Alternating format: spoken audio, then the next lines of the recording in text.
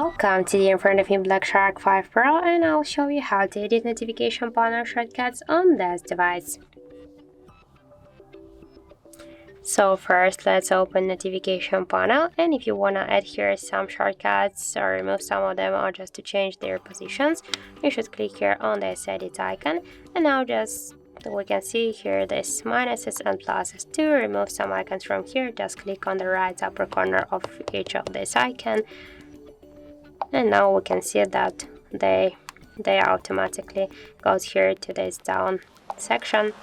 By the same way, if you want to add some icons here just to the notification panel shortcuts, just click here on these pluses on the right upper corner, and just to change the positions of the icons here, hold and drag the icon by this way.